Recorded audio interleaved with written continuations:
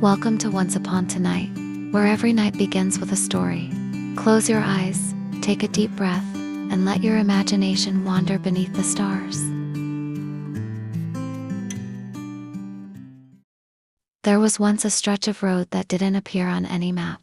A quiet, curving path that ran through tall trees and golden fields, connecting no major cities, passing no well-known towns. Locals called it the mile that changes you. They said no one ever took it on purpose.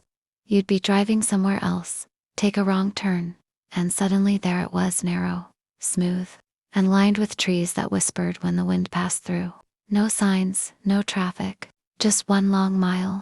People who drove it didn't talk about it much, not because they were sworn to secrecy, but because they didn't really know how to explain it. Something just shifted, not loudly, not magically, just enough to notice. One summer evening, a woman named Rosa took the wrong exit on her way back from visiting her sister. She'd been tired lately, restless. She couldn't name what was wrong, only that everything felt slightly off, like wearing someone else's coat. She noticed the road when the GPS lost signal.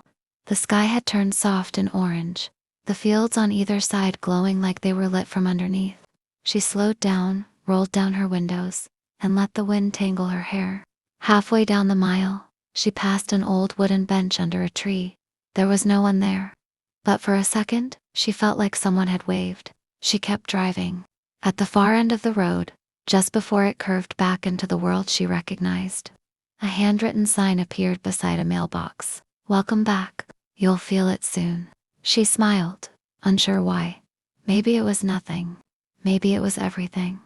Later that week, Rosa found herself humming again, sleeping better, reaching out to people she hadn't called in a while. The world didn't change. She did just a little. Years passed. Others found the road to a man grieving his father, a girl unsure if she should go to art school, a couple who'd forgotten how to talk to each other.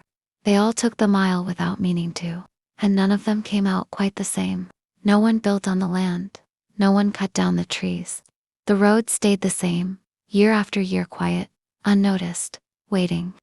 Just 1 mile. That was all it ever needed to be. In a tucked-away corner of the world, past the hills that rarely made it onto maps, there was a town built around a lake so still. People said it could hold a secret for 100 years without making a ripple.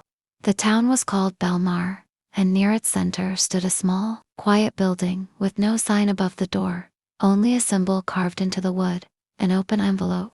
Everyone in Belmar knew what it meant. It was the letter library. It wasn't a place where you borrowed books. You didn't check things out or return them by a due date. Instead, it was a room filled with shelves and drawers, each one packed with letters that had never been sent. Some were written decades ago, others only yesterday. They came from people who never had the courage to say what they felt, people who moved away, people who passed on.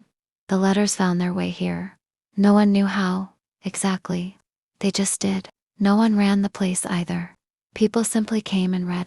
Visitors were welcome to open any letter, as long as they did it quietly and put it back when they were done. It wasn't about spying or gossip. It was about remembering that every person, at some point, has something they never got to say. One rainy afternoon, a teenager named Callum ducked into the library to get out of the cold. He'd heard the rumors, but never believed them.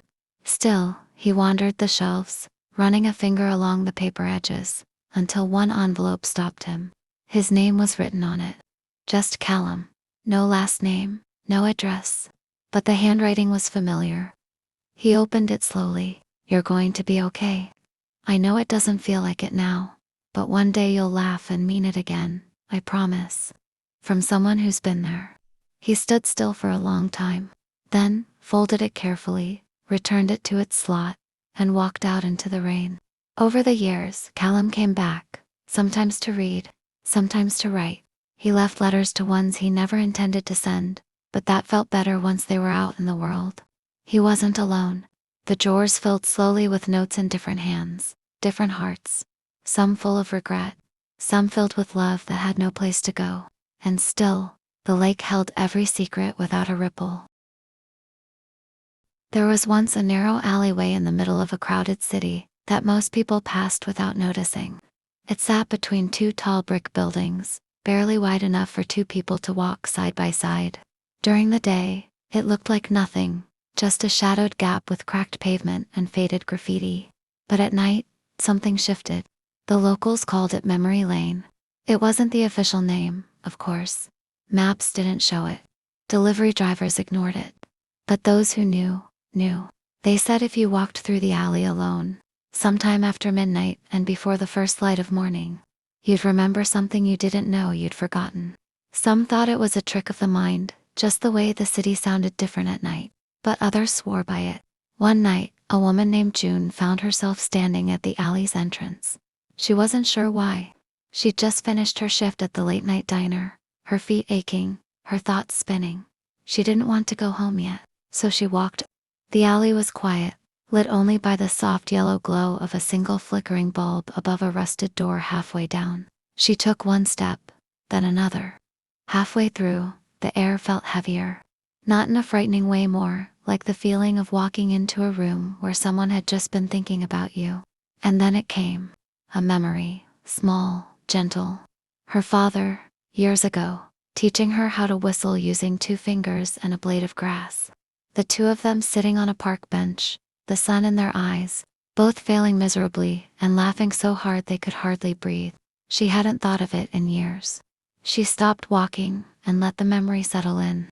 When she reached the end of the alley, the city felt different. Not louder, not quieter, just warmer. She smiled to herself and went home. The next night, someone else walked through. A man who had lost touch with his sister, remembered the birthday card she made him when they were kids. A tired nurse remembered her first day of training, the excitement before the exhaustion. An old man remembered the name of the song his late wife used to hum. No one claimed to own the alley. No one ever cleaned it up.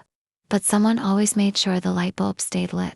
And still, night after night, the city kept forgetting it was there. Except for the people who needed to remember.